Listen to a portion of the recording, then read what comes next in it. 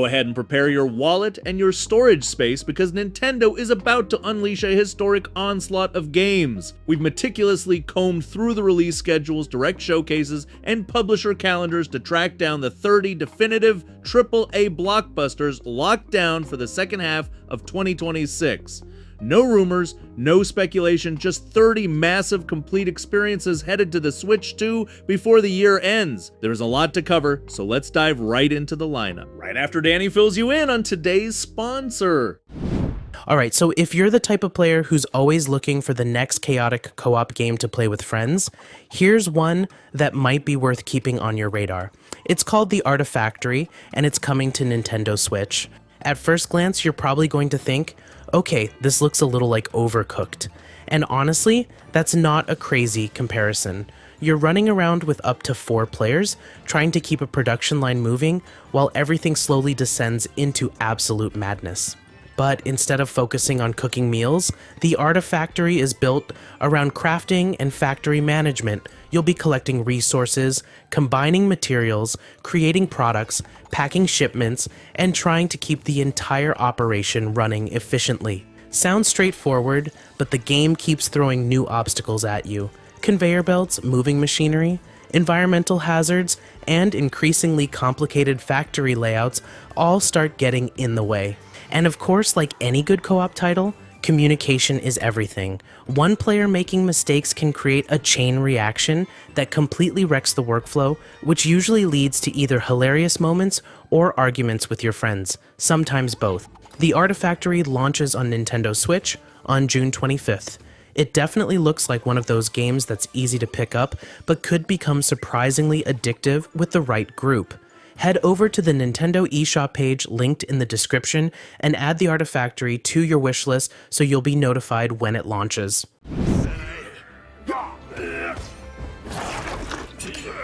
For over 2 decades, survival horror and action fans have been begging Capcom to revive the brilliant demon-slashing world of Onimusha. With Onimusha Way of the Sword, the wait is almost over, and Capcom has delivered an absolute triumph using the RE engine. This isn't a nostalgic callback or a safe remaster, it is a full-blown mainline revival that perfectly adapts the classic feudal Japanese aesthetic into a modern, terrifying masterpiece. The game brilliantly maintains that distinct, heavy atmosphere of fighting back the Genma hordes, but the swordplay has been elevated into something incredibly fluid and responsive. The core mechanic relies on split-second parries and precision counter-slashes that reward raw player skill, making every single encounter with undead samurai feel like a high-stakes duel. The environmental design is staggering, mixing traditional, haunting Japanese architecture with twisted, organic demon corruption that looks jaw-droppingly detailed on modern displays. By blending the tense resource management pacing of classic survival horror with a razor-sharp combat depth, Capcom is famous for Way of the Sword confidently reclaims the franchise's throne, proving the great gameplay concepts never truly die. They just wait for the right technology to match their ambition.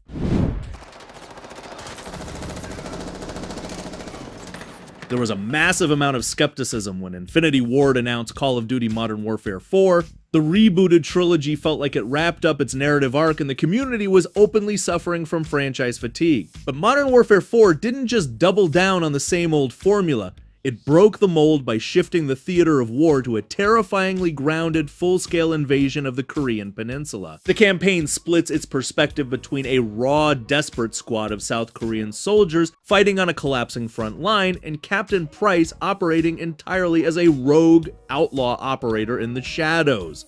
But what makes this entry a massive talking point for hardware enthusiasts is that it is shipping day and date natively on the Switch 2 alongside the PS5 and PC version. Infinity Ward and Digital Legends rebuilt the game's core technology stack from the ground up, removing artificial mechanics like hip-fire bloom and reconstructing weapon handling to be purely input-driven and predictable. With the triumphant return of a highly tactical, high-stakes DMZ extraction mode that channels intense player versus player tension, Modern Warfare 4 feels less like a safe annual milestone and more like a visceral, mechanically pure reinvention of modern military shooters.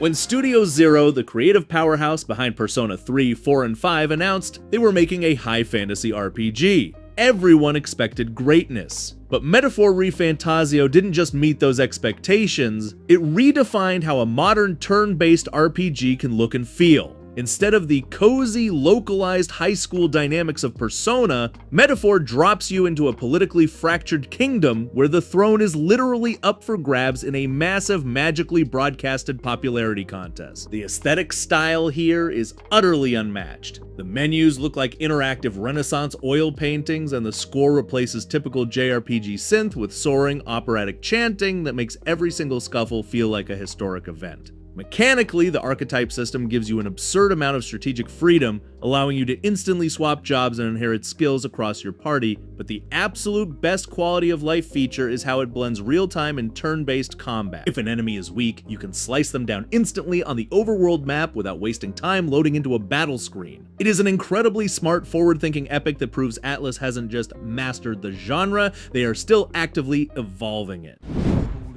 Always at the top of his class. Always at odds with authority. It has been a brutally long hiatus for James Bond in the gaming space, but leaving the iconic MI6 agent in the hands of IO Interactive, the brilliant minds behind the modern Hitman trilogy, is easily the best decision the franchise has ever made. 007 First Light acts as a gripping cinematic origin story built on the Glacier engine, casting you as a raw 26-year-old James Bond working to earn his legendary license to kill. What makes this experience so special is how it respects player agency. You aren't funneled down explosive linear shooting galleries. Instead, you're dropped into intricate high-stakes international sandboxes where you can choose to ghost past security using environmental bluffs, talk your way through restricted sectors, or engage in brutal tactical close-quarters combat. The detail work here is immaculate, featuring an incredibly slick narrative that weaves classic Ian Fleming spycraft with high-tech tension, right down to using your multifunctional Q watch to manipulate security grids. It is an incredibly smart, highly polished evolution of the stealth action genre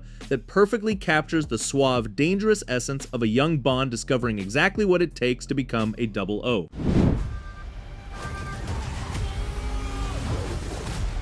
If you think you know what a LEGO game looks and feels like, LEGO Batman Legacy of the Dark Knight is here to shatter that expectation. Traveler's Tales did something radically bold with this title. They stepped away from their proprietary engine, built the entire experience from the ground up in Unreal Engine 5, and heavily modeled the gameplay after the gritty tactical flow of the Batman Arkham series. Instead of throwing a roster of 300 identical feeling background characters at you, they narrowed the playable focus to just 7 core heroes, including Batman, Nightwing, and Catwoman. This allows every single character to possess a deep, highly distinct free-flow combat system and a unique pool of gadgets that change how you approach puzzles and open-world street fights in a blocky, beautiful Gotham City. The narrative acts as a massive, beautifully written love letter to the character's entire history, tracking Bruce Wayne's journey from a raw League of Shadows trainee all the way to facing a terrifying Dionysium bomb plot led by Bane. It balances that signature, charming LEGO wit with a mechanically sophisticated, visually stunning open world that feels like a premium, high-tier action-adventure game first and a brick-building playground second. To victory as they weave their own unique tale. Intelligent Systems has a fascinating habit of taking massive narrative-altering pivots right when the Fire Emblem community thinks they've figured out the formula. Following the hyper-traditional fan service-heavy celebration that was Engage, Fire Emblem Fortune's Weave swings the pendulum violently in the other direction, dropping exclusively onto the Switch 2. This title acts as a thematic spiritual successor to the World of Three Houses, trading grand continental wars for a tightly focused, deeply personal narrative centered around the Dagdan Empire's heroic games. You are directing a band of elite skilled gladiators fighting through a brutal arena tournament where the ultimate prize is a literal, reality-altering wish. What changes the traditional tactical flow here is how the game respects your downtime. Between these incredibly high-stakes, permadeath-defying grid battles, you're managing a deep social simulation within the training grounds, recruiting rival fighters, and making hard choices about how to cultivate your squad's loyalties. The tactical layer itself feels sharper, introducing dynamic environmental hazards and crowd-pleasing mechanics that completely rewrite how you position your units. It's a gorgeous, mature, and mechanical masterclass that captures the heavy, character-driven political intrigue that makes this franchise an absolute titan of the tactical RPG genre. Ground assault vehicle called the Landmaster.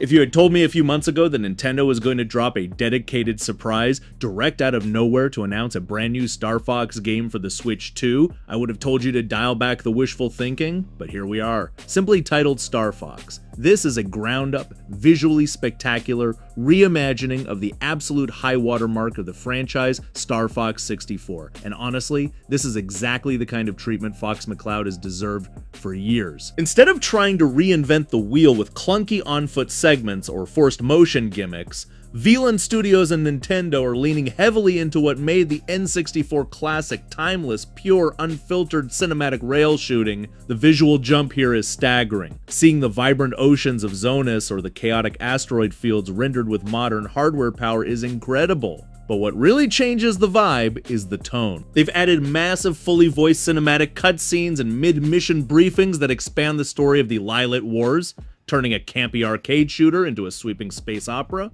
Mechanically, it's as snappy as ever, complete with your classic boosts, brakes, and yes, barrel rolls. But they're also throwing in some fascinating hardware-specific tech, like a co-op mode where one player pilots the R-Wing while a friend handles a secondary gunner reticle, and an online 4v4 battle mode pitting Team Star Fox against Team Star Wolf. It feels like a brilliant double down on what Nintendo does best, taking an absolute masterpiece of mechanical design, stripping away the bloat, and modernizing it into a premier flagship showcase.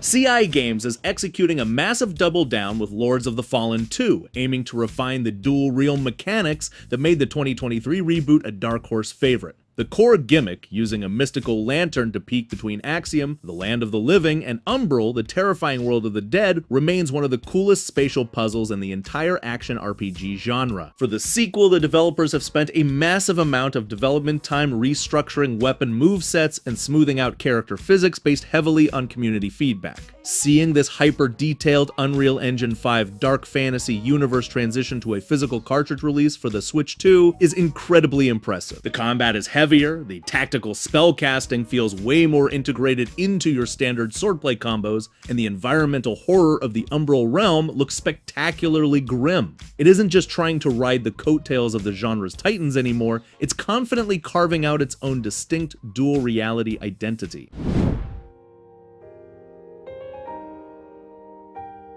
When Lies of P first arrived, it felt like the ultimate gamble, a dark, Victorian-era Souls-like based entirely on the story of Pinocchio. It sounded bizarre on paper, but it executed its bleak, puppet-run world with such mechanical brilliance that it instantly earned its place alongside the genre's royalty. Now, bundling the base game with its highly anticipated prequel expansion Overture into one single package for the Switch 2 is a massive win for anyone who values a definitive physical release. What makes Lies of P so incredibly distinct isn't just the aesthetic flavor of its blood-soaked, belly-poke city of Krat, it's the sheer weight and flexibility of the combat. The weapon assembly system allows you to detach blades and handles to rewrite a weapon's moveset, scaling, and fable arts. And then you have the lying mechanic, which elevates the narrative beyond standard dark fantasy tropes, forcing you to choose between comforting a dying world with sweet fabrications or delivering cold human truth.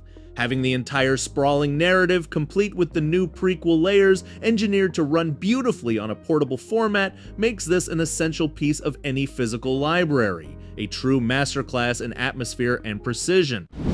Set in the grim, dark universe of Warhammer 40,000. There is a specific kind of gaming euphoria that only comes from tearing through thousands of Tyranids with a roaring chainsword, and Space Marine 2 delivers that in absolute spades. Saber Interactive took the heavy industrial weight of the original cult classic and turned the scale up to an absolute 11 using their proprietary swarm engine. The sheer volume of enemies rendering on screen at once is dizzying, creating these massive apocalyptic backdrops that feel genuinely hopeless until you remember you're an 8-foot tall genetic super soldier. What makes the game so brilliant is how it forces you into a flow state of aggressive preservation. You don't hide behind cover, you dive headfirst into the meat grinder because executing parries and brutal gun strikes is the only way to regenerate your armor shield. The combat is extraordinarily crunchy, perfectly balancing heavy ranged firepower with visceral melee choreography. Whether you're marching through the jungle swamps of Kadaku or fighting alongside your brothers in the tight cooperative campaigns, the game never lets up. It is a loud, unapologetic, and masterfully paced tribute to the grimdark universe that respects the player's intelligence by offering a rock-solid mechanical challenge beneath all that glorious, hyper-violent spectacle. The House of Han is on its knees. It no longer has the power to unite. Ever since Koei Tecmo dropped that massive surprise announcement for Wo Long 2 Wings of Ember, the big burning question for Nintendo fans was pretty obvious. Hey, what about the first game? Well, Team Ninja apparently heard the noise because they officially confirmed that Wo Long Fallen Dynasty Complete Edition is landing squarely on the Switch 2 this September. And honestly, looking at how the hardware library is shaping up, this is a massive get for the system. Wo Long takes the brutal, hyper-fast combat fundamentals that Team Ninja perfected in the Neo series, but throws you right into a demon-infested dark fantasy retelling of the Three Kingdoms period. We are not only talking about a basic port of a 25-hour base game, this is a massive, completely stacked physical release package that jams in all three major story expansions, Battle of Zhongyuan, Conqueror of Jiangdong, and Upheaval in Jingxiang, alongside those brilliant crossover DLC packs featuring gear and weapons from Lies of P and Neo 2. If you missed out on its initial run or just want a premier, content-heavy dark fantasy action RPG to devour on a cartridge, September 3rd cannot get here fast enough.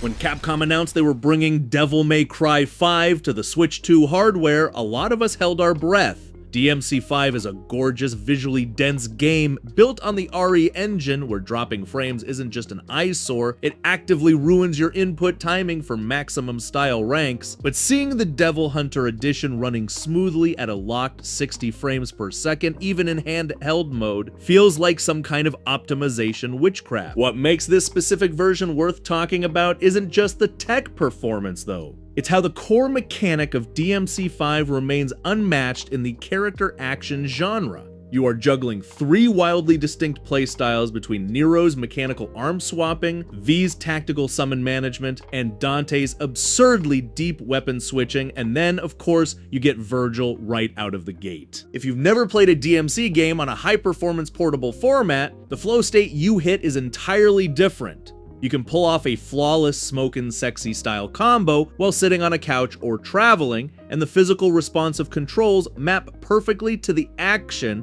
Capcom didn't just dump a port onto the system, they delivered the definitive feature complete package of one of the greatest action games ever made.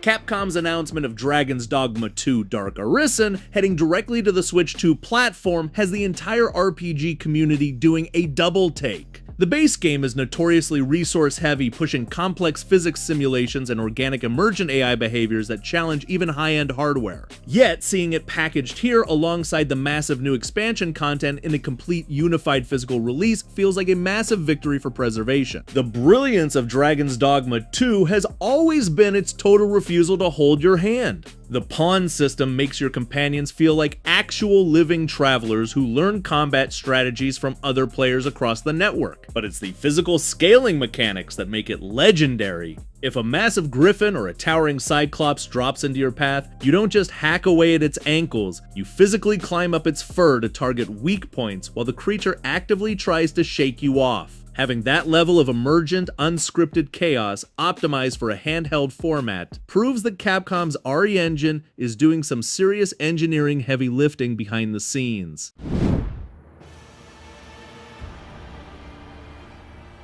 It is genuinely hard to overstate just how rare it is for From Software to develop a project entirely hidden from the public eye, which is why the ongoing rollout for the Duskbloods continues to fascinate the entire industry. This isn't another lonely single-player trek through a ruined, decaying kingdom. Instead, Miyazaki's team has engineered a hyper-focused, dark fantasy multiplayer arena that seamlessly blends intense player-versus-player duels with unpredictable environmental threats. You choose from a beautifully grotesque roster of gothic vampire-like entities known as the Bloodsworn, with each character packing wildly distinct tactile weaponry that ranges from traditional heavy cold steel to early modern flintlocks. True to the studio's DNA, the storytelling is incredibly subtle, with the deep history of this ruined world woven directly into the cosmetic fabrics and mechanical upgrades you unlock after each grueling match. The shifting, chaotic dynamics of these 8-player matches create this relentless, nerve-wracking tension where alliances can fracture in a split second. It is a brilliant, highly stylized, and incredibly precise competitive experiment that proves From Software can step outside their traditional action RPG comfort zone and still deliver an absolute masterpiece of mechanical tension. Long observed the lands between. Nobody expected From Software to look at the massive, resource-heavy masterpiece that is Elden Ring, complete with the performance-demanding Shadow of the Erdtree expansion, and say, yeah, let's put that on a Nintendo cartridge. But the Tarnished edition isn't just a basic compressed port to get the game running on the Switch 2, it's an incredibly tailored celebration of the lands between. Bandai Namco and From Software went out of their way to add genuine value here, introducing entirely new exclusive starting classes like the heavily armored, crowd-controlling Heavy Knight and the high-dexterity Idis Knight. You're even getting brand new aesthetic customization options for Torrent, your spectral steed, which breathes fresh life into those massive treks across Limgrave or the Realm of Shadow. The fact that you can hold this entire world, hundreds of hours of brutal boss fights, brilliant environmental storytelling, and unmatched open world design in the palm of your hand without relying on a digital cloud stream is a technical marvel. It proves that the console generation gap isn't a barrier when a development team is deeply committed to preserving a masterpiece in a physical, complete package.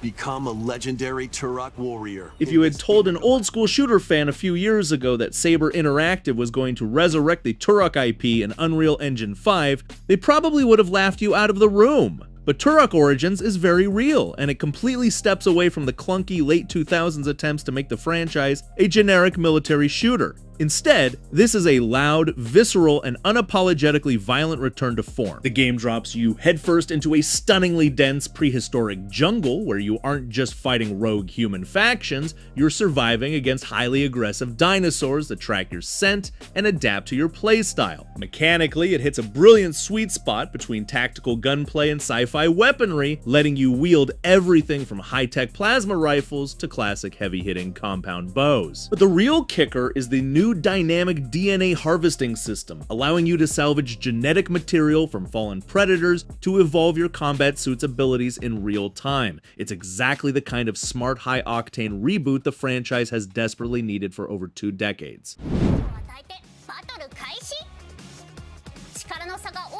After an excruciating 8-year drought since Hacker's Memory, Bandai Namco and Mediavision finally brought the franchise roaring back with Digimon Storytime Stranger, and man, the wait was worth it. This game ditches the safe, urban, cozy aesthetics of the cyber sleuth titles and takes a massive, incredibly ambitious swing into sci-fi space-time manipulation, dropping your protagonist 8 years into the past to prevent a reality-shattering disaster known as the Shinjuku Inferno. What makes Time Stranger an absolute obsession for monster-taming fans is the sheer scale of its roster, packing over 450 Digimon to collect, raise, and meticulously digivolve. The digital world of Iliad is stunningly realized, but the real star of the show is how Mediavision restructured the turn-based combat. It is fast, highly strategic, and heavily rewards you for managing temporal anomalies mid-battle. Seeing this massive RPG make its way to physical cartridges for the Switch 2 library is a huge win, especially with a dedicated performance mode offering a crisp 60 frames per second.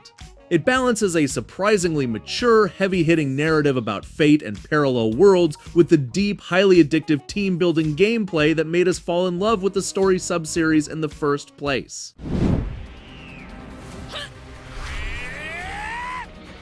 Just when we thought Dragon Ball Sparking Zero couldn't possibly squeeze any more explosive fan service onto its roster, Bandai Namco goes and announces the Super Limit Breaking Inio expansion. This isn't just a basic seasonal character drop, it's a massive, systematic overhaul that feels like a full-blown evolution of the Ultimate Arena Fighter. We are talking about over 30 new playable fighters crashing into the game, finally bringing long-requested icons like Super 17 Baby Vegeta, and a whole suite of Dragon Ball GT staples into the modern Sparking engine. But what really alters the dynamic here is the addition of the Limit Breaker Journey solo mode, a branching character-specific campaign that lets you alter iconic anime storylines based on your combat performance. Combine that with hyper-detailed new stages like Kami's Palace and the Stratosphere of Planet Vegeta, and this expansion confidently cements Sparking Zero as the undisputed definitive digital playground for the entire Dragon Ball history.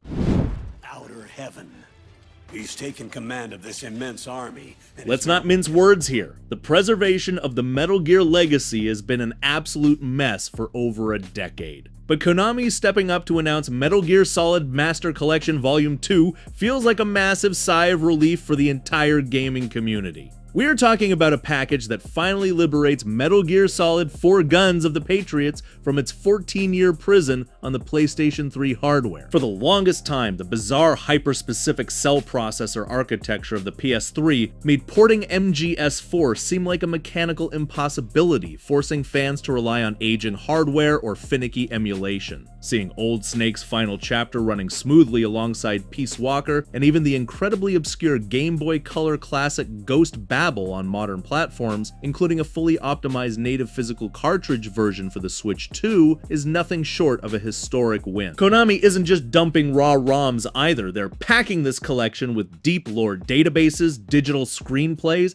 and exhaustive master books. It is a comprehensive, deeply respectful archiving of Hideo Kojima's complex tactical espionage opera, ensuring that some of the most cinematic, politically charged stories in gaming history remain playable for generations to come.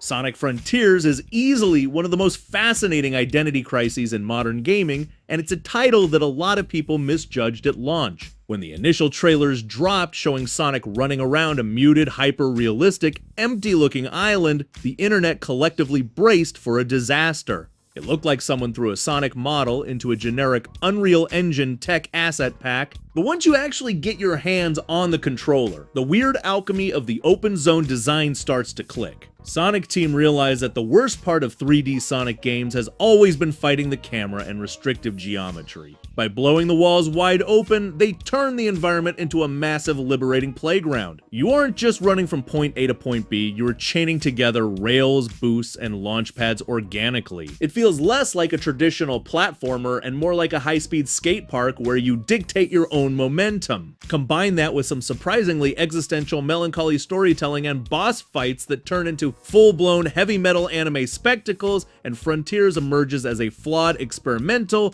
but undeniably bold step forward. It confidently broke a decade-long cycle of safe nostalgia and gave the Blue Blur a genuine future direction.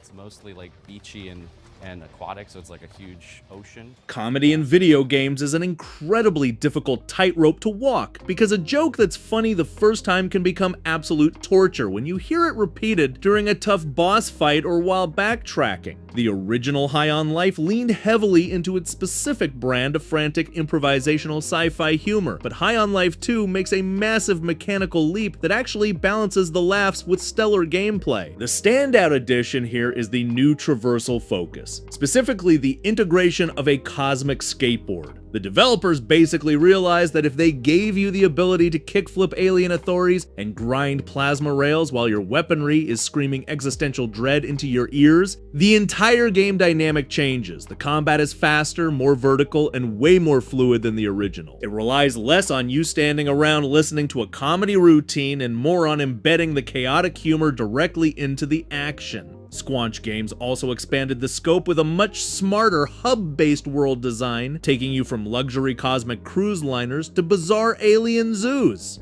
It's loud, it's unhinged, and it actually remembers to be an incredibly tight, deeply satisfying first-person shooter first and a comedy show second.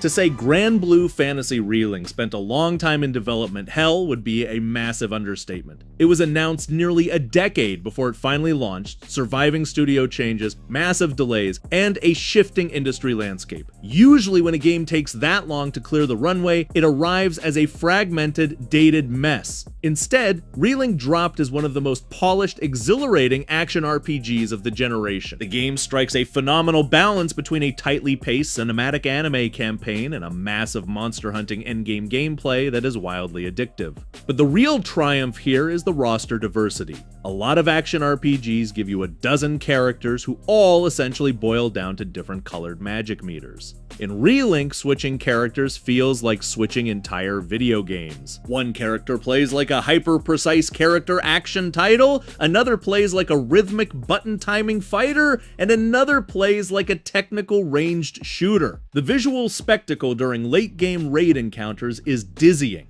with particle effects flying and full party chain attacks filling the screen, yet the combat tracking stays perfectly readable. It is a spectacular testament to sticking the landing against all odds.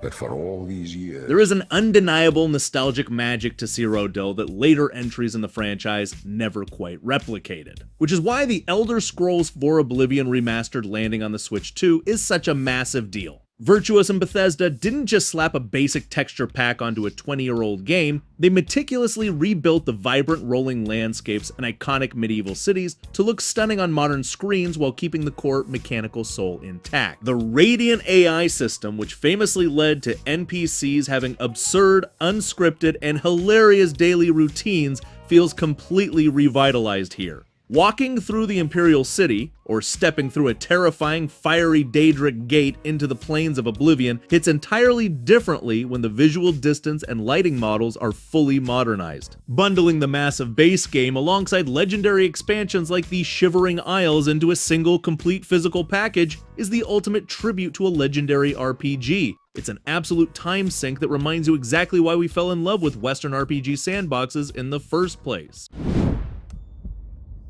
What are we willing to do? If you've been tracking the survival horror space, you know that Chris Darrow's Twisted Universe has had a bit of a turbulent ride. Tormented Fathers was a brilliant claustrophobic homage to Clock Tower, while Broken Porcelain unfortunately tripped over its own ambitious narrative and technical bugs. But Remothered Red Nun's legacy feels like Stormine Games finally taking a deep breath and leaning heavily into what made this franchise special in the first place: pure psychological Neo Giallo tension. Setting the nightmare in a decaying mansion isolated on the slopes of Mount Etna in Sicily is a stroke of atmospheric genius. You're playing as Susan, a desperate mother following a trail of missing girls, and the game instantly strips away any modern action horror safety blankets. You are vulnerable, you're being hunted by horrific stalkers, and the sound design backed by the legendary Akira Yamaoka is designed to make your skin crawl. What elevates Red Nun's legacy from a standard hide-and-seek simulator, though, is the introduction of retrocognition and moth manipulation mechanics. You're not only running, you are actively altering your perception to piece together memories and rewrite your environment to escape. It's an incredibly stylish, deeply disturbing love letter to old-school survival horror that pulls no punches. There was a land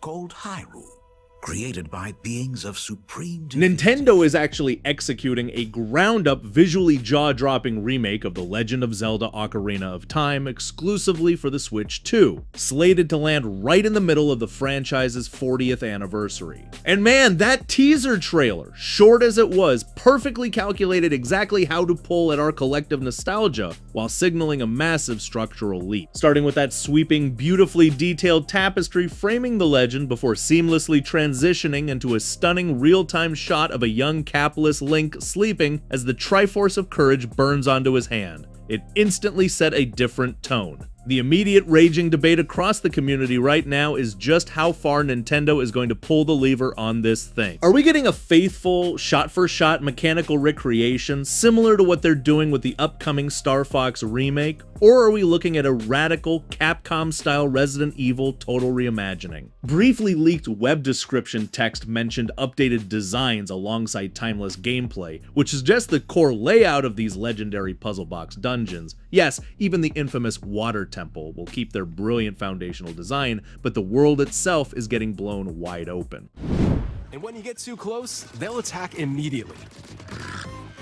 When Nintendo first pulled back the curtain on Splatoon Raiders, the immediate gut reaction from a lot of fans was absolute confusion. For a franchise that built its entire empire on high-octane, turf-covering multiplayer chaos, a dedicated single-player focused spin-off felt like an incredibly weird gamble. But once you wrap your head around what Nintendo EPD is actually doing here on the Switch 2, it starts to look like a brilliant expansion of the universe. Instead of dropping you into another competitive arena, Raiders casts you as a salvage mechanic exploring the uncharted Spiralite Islands. The core gameplay shifts away from mindlessly inking turf and pivots hard into puzzle platforming, resource management, and environmental exploration. You're working alongside the members of Deep Cut using rewritten ink-based gadgetry to bypass ancient machinery and hostile wildlife. It has this incredibly vibrant, almost Saturday morning cartoon adventure vibe, but with the tight mechanical precision Nintendo is famous for. Throw in a completely scaling 4-player co-op mode that adjusts the puzzle dynamics on the fly, and Splatoon Raiders emerges as a bold, incredibly refreshing palate cleanser that proves this world has way more stories to tell outside of standard ranked matchmaking. Prepare for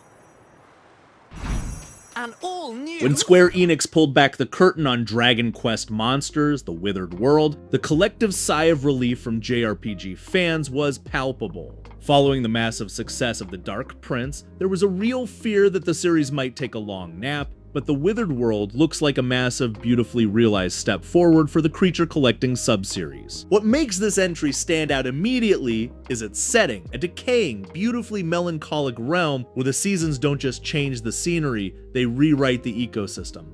The monster synthesis mechanic is back and feels slicker than ever, letting you fuse classic icons like the slime with entirely new, strangely designed beasts to build a highly optimized dream team. It balances a surprisingly heavy atmospheric narrative about restoration and survival with that deeply addictive, portable first progression that built the franchise's legacy. It's safe to say that when this hits cartridges, it's going to erase dozens of hours from our free time.